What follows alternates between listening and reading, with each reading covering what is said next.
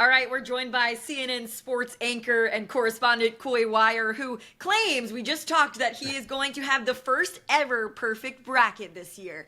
I know a lot of people maybe think that, but Coy, you're going to be it. How you feeling? Well, I feel this every year. Let's be clear, okay? I just know every year I'm going to be the one, the first and only and ever. There might never be one, okay? But We got fireworks what was going that? on. What was that effect right there? Those celebrations. I love this. That's going to be the confetti dropping down on me in this one shining moment. It's good that people think that's going to be confetti for the team that won, but no, it's going to be for me in my perfect bracket. I just no, it's I grew up playing football. Played in the NFL, never really watched NBA that much, never really watched college hoops that much because I was so ingrained in it. And I grew up wrestling in Pennsylvania, which they teach you there. If you touch a basketball, you'll get warts. All those little dimples on the ball. Don't you play basketball? You're a wrestler. But once I started getting into like journalism and being able to cover all sports here at CNN, I fell in love with college hoops and March Madness, as so many millions of people do. The energy, the excitement, the enthusiasm. I've been fortunate enough to cover some Final Fours, and it is absolutely one of my top 3 favorite things to cover because it is awesome. All right, well, let's take a look at this perfect bracket. This is going to be news to Staats and I. Yeah. We haven't seen your bracket. So take us through some of your early round upset picks. What are you looking at? Well, okay, so I'll start with kind of my upset Cinderella type teams. And I think one of them this year might be 12 seed Liberty. Okay. They're going to open up with Oregon, who is a 5 seed, but the Liberty, they are straight flamethrowers. They're one of the best 3-point shooting teams in the entire country in terms of 3-pointers made, in terms of percentage wise of the shots that they take from beyond the arc. And in my opinion, those are the types of teams. They may be outmatched physically, roster-wise on paper, but the teams that can put that ball in the bucket from beyond the arc, those are the teams that are going to have a shot. So I think Oregon better look out because they are really good at passing the ball too. So Liberty, they are going to be one of my upsets. That would be a 12 over a 5. Another one is a double-digit seed. Drake, I mean, you could count them. You remember their first year head coach, Ben McCullum, he comes, in his first year there at a D1 school, and I rattled off I think 30 wins. And sometimes when you just have this new leadership and this new energy within an organization, it can really just spark you just enough to be able to upset some of those teams you might face. So I think those are the 2 that I'm going to be looking out for in the first rounds to be my upset picks and potential Cinderellas. Well, Wayne, we know that Drake is a really popular upset pick amongst bracket pickers, but what about Liberty? I haven't heard a ton about Liberty. Yeah, so that's one we haven't heard as much. Liberty, it's not that no one's picking them. They're the 3rd most popular 12, just under 30%, which that's pretty high for, a 12 seed. And, it's a good call too because they did win the first round in 2019 as a 12 seed, so they've done it before.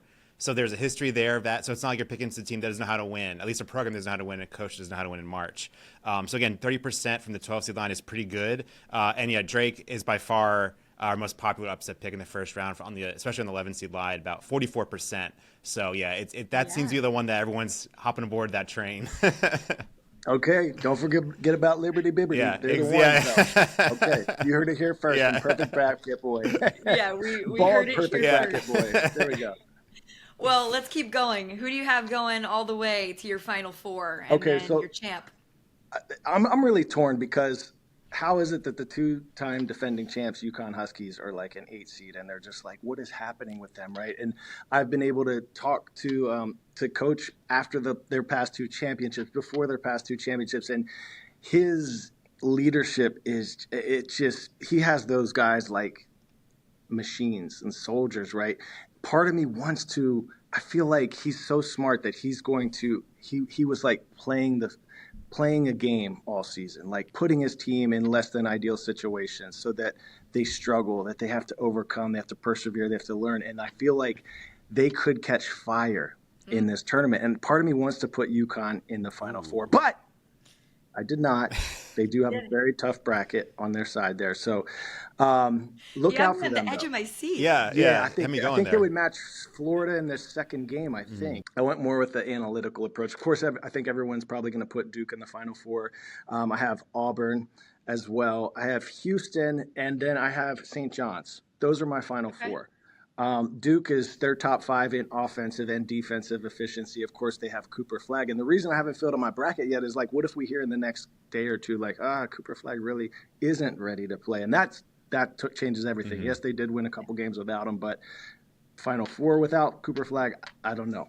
Auburn, I mean, they have their 6'10" big man, Johnny Broom, and he's just, when you have a dynamic playmaker like that, that's like having a Shaq, or that's like having a LeBron on your team. He's that type of player, right? And I think they do have what it takes. They're second, I think, in offensive efficiency, if I'm not mistaken, Mr. Stats, this season. So Houston, this is Kelvin Sampson's best team that he's had and healthiest team. So I think this could be the year that we see those Houston Cougars go to the Final Four and have a shot at the national title. When it comes to St. John's, they have the best defense in the country, okay?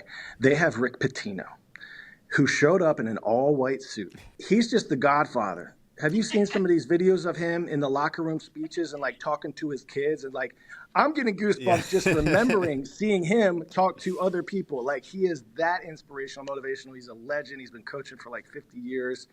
And they just have that mojo right now, right? And a good defense. Can they be better offensively? Yes, but, like, they just have that belief that comes from Coach Pitino. And I think they're going to go to the Final Four and have a shot also at winning it all this year.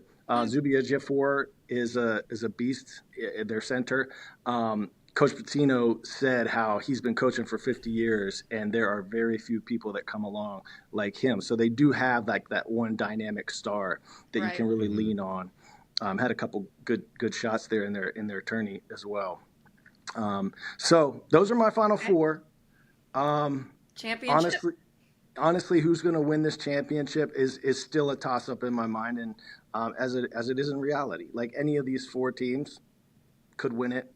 I am going to go with St. John's. Oh, wow! It's silly. It's dumb. I'm like, the heart of me, like, I'm 5'0", 100, made it to the NFL. Like, I like an underdog always, my entire life, and I always want to root for the underdog, right? Everyone's probably picking Duke. Everyone's probably picking Florida, maybe. I don't even have them in. I have Florida getting upset. I think the SEC is a little bit overhyped up this year. 14 teams making it to the tournament. Never happened before. Yeah. I think they were the team who had that toughest bracket. They're in there with UConn, and they're in there with St. John's. And so I felt that they had the most hurdles, stumbling blocks, if you will, on the way. So I'm going with St. John's because I want to see an all-white suit in the national championship game. That'd be pretty sick. How many people or fans, Stats, are picking St. John's? So right now they're a little above 4% to win the championship, which doesn't sound like a lot, but it's actually the second highest of the 2 seeds and 6 overall. So they're popular, but it's kind of like the cool pick if you want to be, like you said. Duke and Florida combined have about 47%. So basically almost half the people are picking those 2 teams. So that's a cool way to zag a little bit when everyone's doing one thing. And Coy's got a perfect bracket. Exactly. So that's the truth. St. John's is going to win it all. Yeah. Just don't blame me if I wasn't perfect and you followed any of my rumbling and bumbling and stumbling along with this. But yeah, and it's going to be tough. Like, I think since 1979, Mr. Stats, was it like 27 first seeds have won it, like a lot of ones, amount, and only like 7 2 seeds or something like that. So you're saying there's a chance. Yes, I'm saying there's a chance. Does happen. And I would love to see it happen. I'm always rooting for underdogs, and I think it's a great storyline. Won their first, conference tournament in quarter century, and they just got the. I had a teammate that used to say, "There's no momentum like momentum," and I feel like they have some good momentum right now.